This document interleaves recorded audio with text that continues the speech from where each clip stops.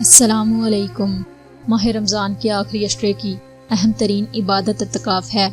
اس عبادت میں انسان سب سے کٹ کر صحیح معنوں میں اللہ تعالیٰ کے حضور یکسوں ہو کر بیٹھ جاتا ہے۔ خلوت میں خوب توبہ استغفار کرتا ہے، تلاوت، نوافل، ذکر و اذکار کرتا ہے، دعا و التجا کرتا ہے، اور اس کی ساری توجہ اس امر پر مرکوز رہتی ہے کہ میں شب قدر کی تلاش اور اس مبارک رات کی عبادت کو پانے میں کامیاب ہو جاؤں تاکہ اللہ تعالیٰ مجھ سے راضی ہو جائے۔ حضرت عائشہ صدیقہ رضی اللہ تعالیٰ عنہ سے روایت ہے کہ رسول اللہ صلی اللہ علیہ وآلہ وسلم رمضان کے آخری اشرے میں اعتکاف فرمایا کرتے۔ دنیا فانی سے پردہ فرما جانے تک آپ کا یہ معمول رہا۔ آپ کے بعد آپ کی ازواج مطہرات اہتمام سے اعتکاف کرتی رہیں۔ فضیلت اعتکاف کے بارے میں حضرت ابن عباس رضی اللہ تعالیٰ عنہ سے روایت ہے کہ رسول اللہ صلی اللہ علیہ وآلہ وسلم نے فرمایا، جو شخص اللہ تعالیٰ کی رضا کے لیے ایک دن کا اعتکاف کرتا ہے تو اللہ تعالیٰ اس کے اور جہنم کے درمیان 3 خندقوں کو آڑ بنا دیں گے۔ ایک خندق کی مسافت آسمان و زمین کی درمیانی مسافت سے بھی زیادہ چوڑی ہے۔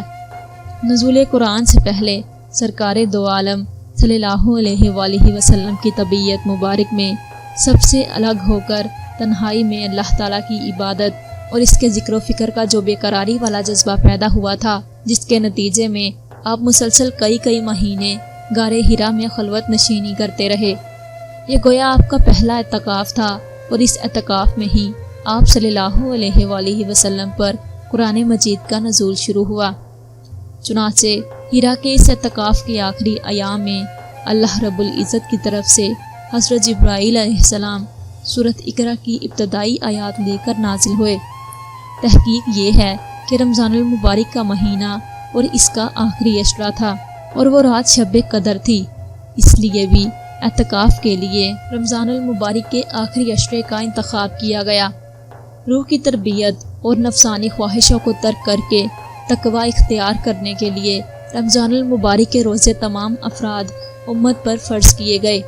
اور اپنے باطن میں روحانیت کو غالب اور بہمیت کو مغلوب کرنے کے لیے اتنا مجاہدہ اور نفسانی خواہشات کی اتنی قربانی تو ہر مسلمان کے لیے لازم کر دی گئی کہ وہ اس پورے مہینے میں اللہ تعالیٰ کے حکم کی تعمیل اور اس کی عبادت کی نیت سے دن کو نہ کچھ کھائے اور نہ کچھ پیے۔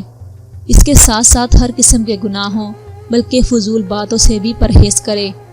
اور یہ پورا مہینہ ان پابندیوں کے ساتھ گزرے، اور اس سے آگے اللہ تعالیٰ سے خصوصی ترقی پیدا کرنے کے لیے اعتکاف رکھا گیا ہے کہ اس میں اللہ کا بندہ سب سے کٹ کر، سب سے ہٹ کر اپنے مالک و رازق کے در پر پڑ جاتا ہے، اسی کو یاد کرتا ہے، اسی کے دھیان میں رہتا ہے، اس کی تسبیح و تصدیق کرتا ہے، اسی کے حضور توبہ استغفار کرتا ہے، اپنے گناہوں اور قصوروں پر روتا ہے، اور رحیم و کریم مالک سے رحمت و مغفرت مانگتا ہے، اس کی رضا اور اس کا قرب چاہتا ہے۔ اسی حال میں اس کے دن گزرتے ہیں، اور اسی حال میں اس کی راتیں۔ ظاہر ہے کہ اس سے بڑھ کر کسی بندے کی سعادت اور کیا ہو سکتی ہے۔ حدیث قدسی میں اللہ سبحانہ و تعالیٰ فرماتا ہے، میرا بندہ جب میری پسندیدہ اور فرض کردہ کسی چیز کے ساتھ میرا قرب حاصل کرتا ہے، اور جب میرا بندہ نوافل کے ساتھ میرا قرب حاصل کرتا ہے تو میں اس سے محبت کرنے لگتا ہوں، اور جب میں اس سے محبت کرنے لگوں تو میں اس کا کان بن جاتا ہوں جس سے وہ سنتا ہے، اور آنکھ بن جاتا ہوں جس سے وہ دیکھتا ہے، اور میں اس کا ہاتھ بن جاتا ہوں جس سے وہ پکڑتا ہے، اس کی ٹانگ بن جاتا ہوں جس سے وہ چلتا ہے۔